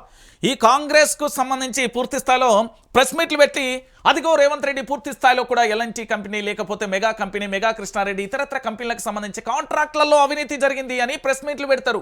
లేదా ఇక్కడ ఏది పూర్తి స్థాయిలో నల్గొండ జిల్లాకు సంబంధించిన దగ్గర అక్కడ పూర్తి స్థాయిలో సిమెంట్ ఫ్యాక్టరీ గురించి, కొడంగల్కు సంబంధించిన లగచెల్ల ఘటన గురించి మాత్రమే ప్రెస్ మీట్లు పెడతారు తప్ప రియాలిటీగా ఈ భారతీయ జనతా పార్టీ నేతలు రంగంలోకి దిగరండి. రంగంలోకి దిగకపోవడానికి ప్రధానమైన కారణం ఏంటి అంటే వీళ్ళని ఏంది అంటే వీళ్ళలో ఇప్పుడు బీజేపీ పార్టీలో 4-5 వర్గాలున్నాయి. కిషన్ రెడ్డిది వేరే వర్గం, లక్ష్మణ్ది వేరే వర్గం, దాంతోపాటు ఈటల రాజేందర్ ఇది వేరే వర్గం, బండి సంజయ్ ఇది వేరే వర్గం, దాంతోపాటు ఇంకా చాలా వర్గాలున్నాయి, 1-2 అని చెప్పడానికి లేదు. ఈ వర్గాలు ఎవరిది వాళ్ళే యమునా తీరే అన్నట్టుగా భారతీయ జనతా పార్టీ ఉంది. ఇంకొక విషయం ఏంటంటే తెలంగాణలో ఇంత జరుగుతూ ఉన్నా కూడా సైలెన్స్గా బీజేపీ ఎందుకుంటున్నది, వైలెన్స్ ఇంత సైలెన్స్గా ఉండడానికి ప్రధానమైన కారణం ఏంటి? ఓ పక్కన లగచెల్ల ఇష్యూకు సంబంధించి చేకప్ చేయకపోతేవి, దాంతోపాటుగా హైడ్రాకు సంబంధించి చూడకపోతేవి, మూసీకి సంబంధించి చూడకపోతేవి, నిరుద్యోగులకు సంబంధించి చూడకపోతేవి, ఏంది కారు మీద వచ్చి సోప్ టాప్ చేసి కేంద్ర మంత్రి ఏకంగా వచ్చి కారు మీద కూర్చొని ఉపన్యాసం చెప్పిన చరిత్ర నాకు తెలిసి భారతదేశంలోనే బండి సంజయ్ది చరిత్రగా నిలిచిపోతుంది. కనీసం ఇప్పటి వరకు నిల్చున్న పరిస్థితి కూడా కనబడుతుంది. ఇక ఇంకొక విషయం ఏంటంటే ఇక్కడ పూర్తి స్థాయిలో భారతీయ జనతా పార్టీ స్ట్రాంగ్ కానంత వరకు తన పతనాన్ని తానే కోరుకుంటున్నట్టుగా లేదు. ప్రధాని నరేంద్ర మోడీ ఆధ్వర్యంలో లేకపోతే మీ పార్టీకి సంబంధించిన జాతీయ అధ్యక్షుడు ఏంది సూచనల మేరకే ఈ విధంగా మీరు మారిపోయారా? ఎందుకు తెలంగాణలో ప్రజల పక్షాన పోరాటం చేయట్లేదు? తెలంగాణలో ప్రజల పక్షాన పోరాటం చేయడానికి మీకు వచ్చిన కష్టమేంది? ఎందుకు మేము లేమా? మాలాంటి జర్నలిస్టులు మేము సపోర్ట్ చేస్తాం, కానీ మీరు ప్రజల పక్షాన పోరాటం చేయమంటున్నాం. ప్రెస్ మీట్లు పెట్టిలు కాగితాలకే పరిమితమైలు, ప్రత్యక్షంగా ఎందుకు పాల్గొంటలేరు? ప్రత్యక్ష పోరాటంలోకి ఎందుకు రావట్లేదు? అసలు మీళ్ళల్లో ఐక్యత ఎందుకు లోపించింది? భారతీయ జనతా పార్టీ అంటే క్రమశిక్షణ పార్టీ కదా. ఆ క్రమశిక్షణ పార్టీలో జరిగిన లోపాలేంటి? ఆ లోపాలను ఎందుకు మీరు పూర్తి స్థాయిలో సరిచేసుకుంటలేదు? ఒక్కొక్క రకంగా ఒక్కొక్క వర్గంగా ఎందుకు ఓడిపోతున్నారు, ఎందుకు అనేది వీళ్ళే చెప్పాల్సిన అవసరం ఉంటుంది. ఎల్ఐటి మహేశ్వర్ రెడ్డి మొన్న ప్రెస్ మీట్ పెట్టిండు, కథం ఇప్పటి వరకు జాడపత్తలేని పరిస్థితి కనబడుతుంది. అంటే తెలంగాణ కాంగ్రెస్లో జరుగుతున్న ఈ ద్వంద్వ వైఖరికి సంబంధించి ఇప్పటికీ కూడా చెప్పలేని పరిస్థితి కనబడుతుంది. ఇక ఇంకొక విషయం, బిడ్డ రాజాలు ఏడికి పోతున్నావు బిడ్డ? పట్నానికి పోతున్నానే. ఎందుకు పోతున్నావు బిడ్డ? పొట్టకూటి కోసం బతకనీకి పోతున్నానే ఒక పాట ఉంటుంది, ముద్దుల రాజాలో కొడుక అనేది ఒక సాంగ్ ఉంటుంది. ఇది గతంలో చాలా ఫేమస్ అయిన సాంగ్. ఈరోజు తెలంగాణలో కూడా అలాంటి పరిస్థితి అయిపోయింది. ఉద్యోగం లేక పట్టణంకి వచ్చి ఏటీఎంల ముందు సెక్యూరిటీ గార్డులుగా, దాంతోపాటు బిల్డింగ్ల దగ్గర వాచ్మెన్లుగా, దాంతోపాటుగా ఎలాంటి పనులు చేస్తున్నారు అంటే నోటితో చెప్పలేని అంత ఘోరమైన దీనస్థితికి వెళ్ళిపోయింది. దాంతోపాటుగా గ్రామాలలో ఉండే సర్పంచ్లైనా లేకపోతే గ్రామాలకు సంబంధించి పూర్తి స్థాయిలకు సంబంధించి పంచాయతీకి సంబంధించి ఇక్కడ ఏంది అంటే కనీసం గ్రామాలలో ఉన్న వ్యక్తులైనా వాళ్ళ భార్య పిల్లల మీద ఉన్న బంగారాన్నో భూమినో కుదబెట్టి 3 రూపాయలకో 7 రూపాయలకో 10 రూపాయలకో ఇంట్రెస్ట్ తెచ్చి అభివృద్ధి చేస్తే ఈరోజు వాళ్ళకు కూడా పైసలు ఇవ్వలే. బిల్లులు ఇవ్వలేదని పంచాయతీకి తాళం. వాటర్ ట్యాంక్ ఎక్కి మాజీ సర్పంచ్ నిరసన. పెండింగ్ బిల్లుల కోసం హనుమకొండ జిల్లా నడికూడ మండల కేంద్రంలోని నడికూడ గ్రామ పంచాయతీ కార్యాలయం భోజనశాలకు శుక్రవారం గ్రామ మాజీ సర్పంచ్ ఉత్తమ సర్పంచ్ అవార్డు గ్రహీత ఊర రవీందర్రావు తాళం వేశారు. ప్రభుత్వం స్పందించకపోతే ఆత్మహత్యలకు పాల్పడతానని హెచ్చరిస్తూ వాటర్ ట్యాంకులు ఎక్కారు. గ్రామ అభివృద్ధికి మొత్తం 51.50 లక్షల వరకు అప్పు తెచ్చి ఖర్చు చేస్తానని ఆవేదన వ్యక్తం చేశారు. కాంగ్రెస్ ప్రభుత్వం వచ్చిన 14 నెలల నుంచి కూడా పెండింగ్ బిల్లులు ఇవ్వకుండా ఇబ్బంది పెడుతున్నారని మండిపడ్డారు. అప్పులు ఇచ్చిన వారు ఒత్తిడి చేస్తున్నారని, తన కుటుంబం మొత్తం రోడ్డు మీద పడిందని ఆందోళన వ్యక్తం చేశారు. సర్కార్ బిల్లులు ఇవ్వకపోతే తమకు ఆత్మహత్య శరణ్యమని కూడా వాపోయారు. ఏం జరిగింది? ఇదే తెలంగాణ రాష్ట్రం వచ్చినప్పుడు, తెలంగాణ రాష్ట్రానికి సంబంధించి మార్పు పేరుతో కాంగ్రెస్ పార్టీ అధికారంలోకి వచ్చినప్పుడు కేవలం మార్పు అని చెప్పి 2000 ఏదైతే 24-25 మధ్యలో అధికారంలోకి 23-24 అధికారంలోకి వచ్చిందో అప్పుడు ఏం చేసిందంటే 7,000 కోట్లు కల్వకుంట్ల చంద్రశేఖరరావు రైతు బంధు ఇస్తే ఇది ఎవరి చేతులకు పోయిందో ఇప్పటి వరకు అర్థం కాదు. దాంతోపాటు ఇప్పటి వరకు 1,50,000 కోట్ల రూపాయలకు అప్పు దరిదాపుగా చేరింది. మరి ఈ 1,50,000 కోట్ల రూపాయలకు సంబంధించి ఆ పైసలన్నీ ఎవరికి పోయినాయో తెలియదు. గ్రామాన్ని అభివృద్ధి చేయడానికి తన దగ్గర ఉన్న ఆస్తులన్నీ కూడా తాకట్టు పెట్టి అభివృద్ధి చేస్తే ఈరోజు గ్రామ సర్పంచ్లకు కూడా కనీసం పైసలు ఇవ్వకపోతున్న పరిస్థితి కనబడుతుంది. మరి తెలంగాణలో ఇన్ని వేల కోట్ల అప్పు చేస్తున్నారు. అది ఎవరి ఇంట్లోకి ఎవరి బ్యాగ్లోకి వెళ్తున్నది? తెలంగాణ రాష్ట్రానికి సంపద రావట్లేదా? లిక్కర్ని ఏర్లై పారిస్తున్నారు కదా, నదీ జలాల కంటే ప్రవాహం కంటే ఎక్కువ మారుతున్నది కదా. మరి దాని సంగతి ఏంటి అంటున్నా? ఇవన్నీ పనికిరావండి. మనకు దాచుకోవాలి గింతే. అంటే తెలంగాణ రాష్ట్ర వ్యాప్తంగా ఈరోజు మీరు అందరూ కూడా ఆలోచించండి. సర్పంచ్ ఈ దేశానికి రాష్ట్రపతి ప్రథమ పౌరుడు అయితే గ్రామానికి సంబంధించిన గ్రామ సర్పంచ్ ప్రథమ పౌరురాలు. మరి అలాంటి గ్రామ సర్పంచ్లకే బిల్లులు ఇవ్వకపోతే గ్రామాలు ఏంది అంటే పూర్తి స్థాయిలో గాంధీజీ కూడా చెప్పిండు కదా, దేశానికి ఏంది అంటే కొమ్మలు ఇక్కడ గ్రామాలే వెన్నుముక అని. మరి ఇలాంటి పరిస్థితి ఏమైపోయింది? ఈరోజు ఏమైపోయింది? ఒకసారి మీరు అందరూ కూడా ఆలోచించాలి. పట్టు కొమ్మలు అని చెప్పిండు కదా గాంధీజీ, దేశానికి పట్టుకొమ్మలు గ్రామాలే పల్లెలే అని చెప్పిండు కదా. మరి ఈరోజు ఆ పరిస్థితి ఏమైపోయింది? కనీసం సర్పంచ్లను పట్టించుకుంటున్నారా? పోనీ హైదరాబాద్కి వచ్చే సెక్రటరేట్ దగ్గరికి వస్తే అరెస్టులు చేస్తారు. పోనీ వాళ్ళు నిరసన వ్యక్తం చేద్దామని పిలుపునిస్తే ఇళ్లలో నిర్బంధం చేస్తారు. లేదా ఏదైనా నిర్బంధం జరిగితే తీసుకెళ్లి పోలీస్ స్టేషన్లలో పెడతారు. అరే ఇదెక్కడి ప్రజాస్వామ్యం భయ్? అడిగినా తప్పే చేసినా తప్పేనా? ఇదెక్కడి ప్రజాస్వామ్యం అంటున్నా. వాళ్ళు బీఆర్ఎస్ సర్పంచులైనా ఏ సర్పంచ్ అయినా ఆయన ఒక మనిషి. ఫస్ట్ మానవత్వమైన కోణంలో కూడా మనం ఆలోచించాలి కదా. ఆ మానవత్వాన్ని మలిసి మనం కూడా మృగంగా మారితే ఎట్లా? ప్రభుత్వం అనేది ప్రజల కోసం ఉన్నప్పుడు ఆ సర్పంచుల బిల్లులను చెల్లించాల్సిన బాధ్యత ఉంటుంది కదా. సర్పంచుల బిల్లులకు వచ్చే వరకే వీళ్ళకు చెయ్యి ఇట్లా వస్తలేదట అసలే ఇవ్వడానికి కూడా. ఇంతకంటే దారుణం, ఇంతకంటే ఘోరమైన పరిస్థితి ఏముంటుంది? ఇది నేటి తెలంగాణ అండి, మీరందరూ కూడా ఆలోచించాలి. ఇక మరో దారుణమైన విషయం, పన్నులు కట్టలేదని స్టార్టర్లు ఎత్తుకపోయారు. పంటలు ఎండుతున్న రైతులకు తప్పని వేధింపులు. బీఆర్ఎస్ ప్రభుత్వం 2018లో నీటిని ఏంది అంటే తిరువాను రద్దు చేయగా ఇప్పుడు కాంగ్రెస్ ప్రభుత్వం దాని పేరుతో రైతులను వేధిస్తుంది. సూర్యాపేట జిల్లా పెన్పహాడ్ మండలం లింగాల గ్రామాల చుట్టుపక్కల ఉన్న నాగార్జున సాగర్ ఎడమ కాలువ L27 Mahatma Gandhi lift irrigation ద్వారా 10,000 ఎకరాల ఆయకట్టు సాగుతున్నది. రైతులు లిఫ్ట్ కాలువలకు మోటార్లు వేసుకుని పంటలు సాగు చేస్తున్నారు. నీటి పన్ను కట్టలేదని శుక్రవారం లింగాల గ్రామంలో 6 రైతులకు చెందిన మోటార్ స్టార్టర్ పెట్టెలను లష్కర్లు తీసుకెళ్లారు. ఈ భూములు నెర్రలు పట్టి పొలాలు ఎండిపోతున్నా ప్రస్తుతం పరిస్థితులలో స్టార్టర్లను తీసుకుపోవడం ఏంటని రైతులు మండిపడుతున్నారు. నీటిపారుదల శాఖ మంత్రి ఉత్తమ్ సొంత జిల్లాలో ఇలాకాలో ఇలాంటి పరిస్థితి రావడం చాలా బాధాకరమైన విషయం. అయితే ప్రభుత్వం ఏం చేస్తుందంటే తాను తినది ఇంకొకరిని తిననియది అనేది కాదు ఇక్కడ ప్రిన్సిపల్.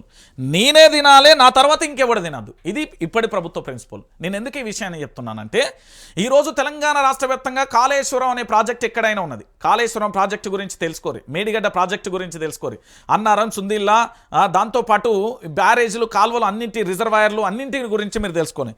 తెలంగాణలో ఎంత ఈ భారతదేశంలో కరువు మొత్తం తాండవించినా తెలంగాణలో రాకుండా గోదావరి నది జలాల మీద కట్టిన తర్వాత నీరు అనేది వారుతున్నది.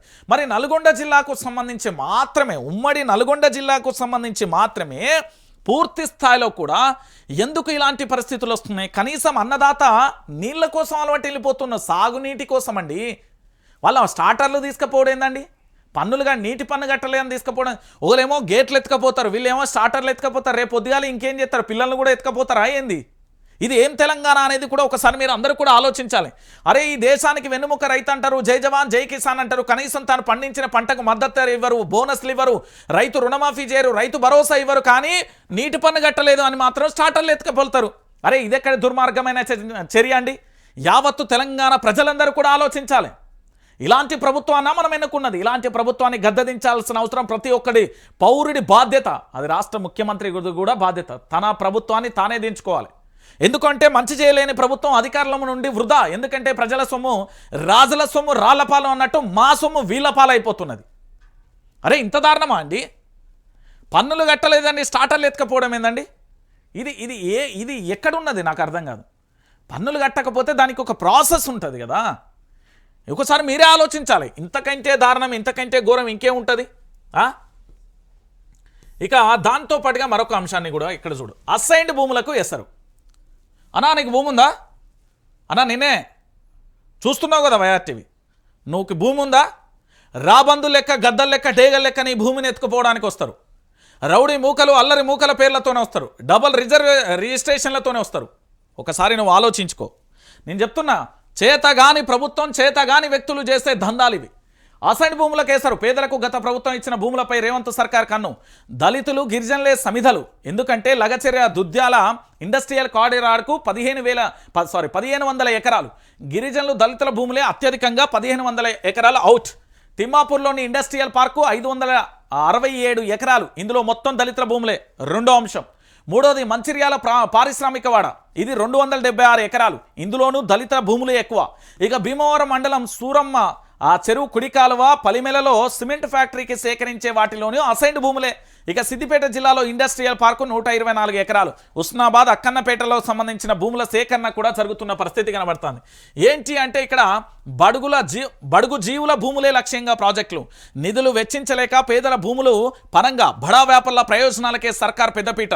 నిన్న లగచెల్ల, మంచిర్యాల, తిమ్మాపూర్, నేడు రంగారెడ్డి, సిద్దిపేట జిల్లా భూములకు పొగ. గ్రీన్ఫీల్డ్, రేడియల్ రోడ్లు, పారిశ్రామిక వాడలు. నోటిఫికేషన్ల జారీ. పేదల భూములే ఎక్కువ. పేదల భూముల జోలికి వెళ్ళని కాంగ్రెస్ ప్రభుత్వం పెద్దల భూముల జోలికి వెళ్ళలే. ఇక్కడ దళితులకు సంబంధించి ఇందిరమ్మ ప్రభుత్వంలో ఏదైతే అసైన్డ్ భూములను ఇచ్చిరో, ఇందిరమ్మ ప్రభుత్వంలో ఏవైతే భూములు ఇచ్చిరో ఆ భూములన్నింటినీ కూడా తిరిగి గుంజుకునే ప్రయత్నం చేస్తున్నది మన కాంగ్రెస్ ప్రభుత్వం. కాంగ్రెస్ ప్రభుత్వం ఎక్కువగా పేదలను మోసం చేస్తుంది. అందులో ముఖ్యంగా దళిత బిడ్డలనే మోసం చేస్తుంది. ఎందుకు అంటే ఇక్కడ నేను చెప్పే లెక్కలు కాదు, ఒకసారి మీరు అందరూ కూడా ఆలోచించుర్రి. దాదాపుగా ఇక్కడ 1500 ఎకరాలతో పాటుగా పూర్తి స్థాయిలో కూడా యావత్తు తెలంగాణ సమాజం కూడా ఆలోచించాలి. ఇక్కడ 1500 ఎకరాలు, దానితో పాటు 67 ఎకరాలు, దాంతోపాటు 276 ఎకరాలు, దాంతోపాటు 124 ఎకరాలు. అంటే మొత్తంగా 2467 ఎకరాలు. 2467 ఎకరాల పేదలు, దళితుల భూములను గుంజుకుంటుంది. తెలంగాణ రాష్ట్ర వ్యాప్తంగా దళితులకు 3 ఎకరాల అనే స్కీమ్తోని ఉన్న భూములను పంచింది కేసీఆర్.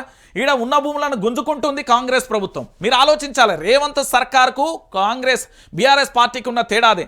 ఆడ బువ్వ పెట్టింది, ఈడ బువ్వ గుంజుకుంటున్నది. ఎంత దారుణమైన విషయం. దాదాపుగా తెలంగాణ రాష్ట్ర వ్యాప్తంగా ఇప్పటి వరకు 2467 ఎకరాల భూమిని, దళితుల భూములని కాంగ్రెస్ పార్టీ లాక్కుంటుంది. మరి ఈ విషయంలో ఏం చేస్తారు, ఎట్లా అనేది తెలంగాణ ప్రాంత ప్రజలందరూ కూడా ఆలోచించాల్సిన విషయమే. పక్కా ఆలోచించాలి. ఆలోచించకపోతే మనమే ఇబ్బందులలో పడే అవకాశం ఉంటుంది. ఇక తర్వాత మీ ఇష్టం. ఇక దానితో పాటుగా మరొక విషయాన్ని కూడా మీకు చెప్పే ప్రయత్నం అయితే చేస్తున్నాను. ఏంది అంటే తెలంగాణ రాష్ట్ర వ్యాప్తంగా కూడా 8500 సర్వే నెంబర్లకు భరోసా బ్లాక్. ఎక్కువ భూమి ఉన్న కారణంగా పక్కన పెట్టిన సర్కార్. సుమారు 2 లక్షల ఎకరాల వరకు కోత. ఆ రైతుల పేర్లు ఉండాల్సిన దానికన్నా ఎక్కువ భూములు ఉందని అనుమానం. సర్వేకు పాస్బుక్లకు కుదరదని లెక్క. ఈ భూమికి రైతు భరోసా వెయ్యాలా వద్దా అనే మీమాంసంలో ప్రభుత్వం. రైతు భరోసాలో 8500 ఎకరాల సర్వే నెంబర్లకు ప్రభుత్వం బ్లాక్ లిస్ట్లో చేసినట్లుగా తెలుస్తుంది. ఈ సర్వే నెంబర్ల కింద సుమారు 1.5 లక్షల నుంచి 2 లక్షల ఎకరాల భూమి ఉన్నదని సమాచారం. ఈ సర్వే నెంబర్లలోని భూమి లెక్కలను పాస్బుక్లోని వివరాలకు తేడా ఉండటం వల్లనే వాటిని రైతు భరోసా వేయకుండా బ్లాక్ చేసినట్లుగా అధికార పార్టీ వర్గాలు చెప్తున్నాయి. వాటికి భరోసా వేయకుండా ఉండటమా లేక రీసర్వే చేసే సమీక్ష తర్వాత పెట్టుబడి సాయం అందించడమా అనేది ప్రభుత్వం తేల్చుకోలేకపోతున్నది. మరోవైపు విషయం తెలియక రైతులు ఆందోళన వ్యక్తం చేస్తున్నారు. ఇప్పుడు మీరు దేని గురించి అడుగుతున్నారు? ఇక్కడ భరోసా రావాలని మీరు అంటున్నారు, రాదని నేను అంటున్నా. వస్తుందని మీరు అంటారా భయ్, రాదని నేను అంటున్నా. ఈ తెలంగాణలో 40 నుంచి 70 లక్షల మంది ఉన్న రైతులకు రుణమాఫీ కాలే. అలాంటప్పుడు వాళ్ళకు కేటాయించే ఒక్క సంవత్సరం కడుపు ఖాళీ పెట్టుకుంటే 40,000 కోట్లు తీసుకొస్తా, రైతులందరికీ పూర్తి స్థాయిలో కూడా వాళ్ళకు రుణమాఫీ చేస్తా అని చెప్పింది ఇదే ముఖ్యమంత్రి యనుమల రేవంత్ రెడ్డి. దాంతోపాటు తెలంగాణ రాష్ట్ర వ్యాప్తంగా ఉన్న రైతులందరికీ కూడా రైతు భరోసా ఇస్తా, ఏంది 15,000 రూపాయలు ఇస్తా అని చెప్పింది కూడా ఇదే రాష్ట్ర ముఖ్యమంత్రి యనుమల రేవంత్ రెడ్డి. ఈరోజు గత ప్రభుత్వం ఇచ్చే నిధులను కనీసం అప్పటి ప్రభుత్వం ఏ విధంగా అమలు చేస్తుందో వాటిని ఇవ్వడానికి కూడా ప్రభుత్వం ఏంది అంటే ఒక అడుగు ముందుకేస్తలేదు. ఎందుకంటే ప్రభుత్వానికి పరిపాలన రావట్లేదు, అడ్మినిస్ట్రేషన్ రావట్లేదు. ఏమన్నా అంటే డబ్బులు లేవంటున్నారు. కానీ ఇదే రాష్ట్రానికి సంబంధించిన వాళ్ళు కాంట్రాక్టు బిల్లులు చెల్లించమంటే 30% మాత్రం పందికొక్కు లెక్క, దున్నపోతు లెక్క, అడ్డగాడిద లెక్క మాత్రం దొబ్బి తింటున్నారు. ఇది వాస్తవం కాదని అడగమనురి. మంత్రులకు సంబంధించి కొంతమంది, ఓ మంత్రికి సంబంధించిన భార్య వాళ్ళ పిల్లల మీద ప్రమాణం చేయమని చెప్పండి. ఈరోజు రైతులకు సంబంధించిన రైతు భరోసా వెయ్యడండి. ఈ తెలంగాణ రాష్ట్ర వ్యాప్తంగా ఉన్న 40 లక్షల మందో, 60 లక్షల మందో, 70 లక్షల మందో ప్రభుత్వ లెక్కలు ఎట్లా చెప్తే అట్లనే 2 లక్షల ఎకరాలలో బ్లాక్ లిస్ట్ పెట్టడానికి వీళ్ళ అయ్యా సొమ్మేమన్నా తీసుకొచ్చిత్తాలా, వీళ్ళ తాతల సొమ్మేమన్నా తీసుకొచ్చిత్తాలా? మా డబ్బులే కదా, మేము పన్నుల రూపంలో కట్టే డబ్బులే కదా. మా డబ్బులు మాకు ఇవ్వడానికి ఇంత సావెందుకు వస్తున్నది? మరి 1,00,000కు పైగా కోట్ల రూపాయలు అప్పు చేసిలు, ఎందుకు చేసిలు? అసలు ఏం చేసిల్లని? అరే తెలంగాణ రాష్ట్రానికి సంబంధించిన రైతులను ఇంత మోసం చేస్తుందండి ఈ ప్రభుత్వం. మరి ఇలాంటి ప్రభుత్వాన్ని గద్దెదించకుండా ఇంకా నెత్తినేసుకొని తిరుగుతా అంటే ఇక అది ఎవరు ఏం చేయలేదు. ఇక ఇంకొక విషయం ఏంటంటే, జనం గుండెలలో కేసీఆర్. మాజీ ముఖ్యమంత్రి బీఆర్ఎస్ అధినేత కేసీఆర్ పుట్టినరోజు వేడుకలలో భాగంగా శుక్రవారం ఆదిలాబాద్ జిల్లా ఇచ్చోడ మండలం ముక్రా ఖేలో పంట పొలాల మధ్య రైతు బంధు ఫ్లెక్సీలకు పుష్పాభిషేకం చేస్తున్న రైతులు. తెలంగాణలో కేసీఆర్కు జీవించే హక్కు లేదట. ఇది ముఖ్యమంత్రి రేవంత్ రెడ్డి ఉవాచ. ఉద్యమ నేతపై మరోసారి అనుచిత వ్యాఖ్యలు.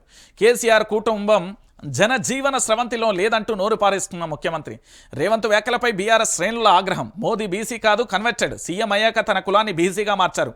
ప్రధాని మోదీపై రేవంత్ రెడ్డి సంచలన వ్యాఖ్యలు. రేవంత్కు కులాలపై కనీస అవగాహన లేదు. బీజేపీ పదవి పెరిగినా బుద్ధి మారలే. రేవంత్ను జనం చీకొడుతున్న చిల్లర భాషేన. సూర్యుడిపై ఉమ్మేస్తే ఏం జరుగుతుందో తెలుసుకో. మా బహిష్కరణ కాదు, నీ నిష్క్రమణ తప్పదు. సర్వే రీసర్వేలతో నీ దిమాగ్ ఖరాబ్ అయినట్టున్నది. ముఖ్యమంత్రిగా ఎవరు గుర్తిస్తలేరని ప్రేలాపలన. నీ నోరే నీ రాజకీయ జీవితానికి ఉరితాడైంది. రేవంత్ వ్యాఖ్యలపై మాజీ మంత్రి హరీష్ రావు సంచలన వ్యాఖ్యలు అంటూ కూడా చూశారు. నేనేమంటున్నానంటే, కల్వకుంట్ల చంద్రశేఖరరావు అనే వ్యక్తే లేకపోతే ఈరోజు రేవంత్ రెడ్డి ఎవరు? కల్వకుంట్ల చంద్రశేఖరరావు లేకపోతే ఈ మంత్రులు ఎవరు? కల్వకుంట్ల చంద్రశేఖరరావు లేకపోతే ఈ ఎమ్మెల్యేలు. స్ట్రైట్ ప్రశ్న. రాష్ట్రాన్ని 14 సంవత్సరాల పాటు నిర్విరామంగా నిరాటకంగా పోరాటం చేసింది కల్వకుంట్ల చంద్రశేఖరరావు. ఈ తెలంగాణ రాష్ట్రం రాక కోసం తన జీవితాన్ని పణంగా పెట్టింది కేసీఆర్. అరే 1969లో ఎందుకో తెలంగాణ రాష్ట్రం రాలే? 2009 నుంచి ఉద్యమం 2001 నుంచి 2014 సంవత్సరాల మధ్య ఉద్యమం చేస్తేనే ఎందుకు వచ్చింది? లీడర్ గట్టోడైతే ఏదన్నా అవుతుంది.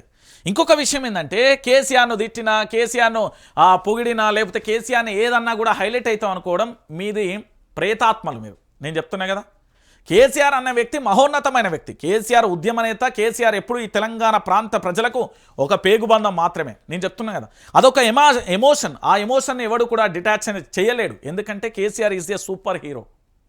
రియల్ జీవితంలో హీరో ఆయన. ఒక రాష్ట్రాన్ని సిద్ధించి తీసుకువచ్చి రాష్ట్రాన్ని అభివృద్ధి పదంలో అడుగులు వేసి చూపించిన నేత. ఇలాంటి నేతకు సంబంధించి ఇష్టం వచ్చినట్టుగా నోరు వారేసుకుంటే ఏమవుతుంది? కాలమే సమాధానం చెప్తుంది. కాలం ప్రతిదానికి సమాధానం చెప్తుంది. కేసీఆర్ మీద మురిగే ప్రతి కుక్కకి ఇదే వర్తిస్తుంది. Kalvakuntla Chandrasekhar Rao real hero. కేసీఆరే రావాలి, మళ్ళీ కారే రావాలి, కేసీఆరే కావాలంటే తెలంగాణ ప్రాంత గుండె చప్పుడు అది. కేసీఆర్ను పట్టుకొని ఏదో అంటాం, మేము పెద్దోళ్ళం అవుతాం, లేకపోతే హైలైట్ అవుతాం, లేకపోతే ఇంకోటి అవుతాం అంటే, ఒరే నాయన కేసీఆర్ అనే వ్యక్తి మీద ఇట్లా ఏది సూర్యుడి మీద ఉమ్మితే ఏమవుతుంది? మళ్ళీ మీ మీదనే పడుతుంది. కేసీఆర్ని ఎన్నన్నా మీకే రివర్స్ తాకుతుంది. కల్వకుంట్ల చంద్రశేఖరరావుకు సంబంధించి పూర్తి స్థాయిలో మీరందరూ కూడా ఆలోచించాల్సిన విషయం ఏంటంటే, కల్వకుంట్ల చంద్రశేఖరరావు తెలంగాణ రాష్ట్రానికి రక్షకుడు. అంతే.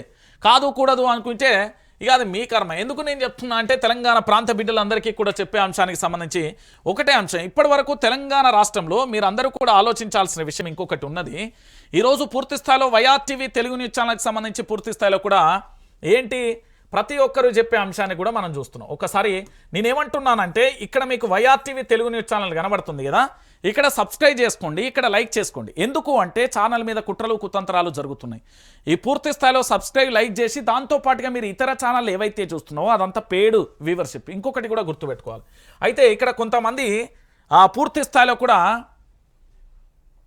వాళ్ళ అభిప్రాయాన్ని కూడా చెప్తున్న పరిస్థితి కనబడతాను. ఏంది అంటే గతంలో కూడా కొన్నిటికి రిప్లై ఇచ్చినాం, దాంట్లో వల్ల కూడా అనేక రకాలుగా ఏ విధంగా ఇరికించాలని మన ప్రయత్నం చేస్తున్నారు. కానీ ఇక్కడ ఏంటంటే తెలంగాణ ఉద్యమకారుడిగా పోరాటం చేసినప్పుడు, ఇప్పుడు జర్నలిస్టుగా మా ప్రస్థానం మొదలుపెట్టినప్పుడు రేపు ఎప్పుడైనా ప్రజల పక్షాన్ని నిలుస్తాం. నాడు ప్రశ్నించడం, నేడు ప్రశ్నించడం, పూర్తి స్థాయిలో ప్రజల పక్షాన నిలుస్తున్నాం. కాబట్టి వైఆర్టీవీ తెలుగు మీకోసమే ఉన్నది, మీ లక్ష్య సాధన కోసం, మీ అభివృద్ధి కోసం, మీ ఎజెండా కోసం మాత్రమే పనిచేస్తుంది.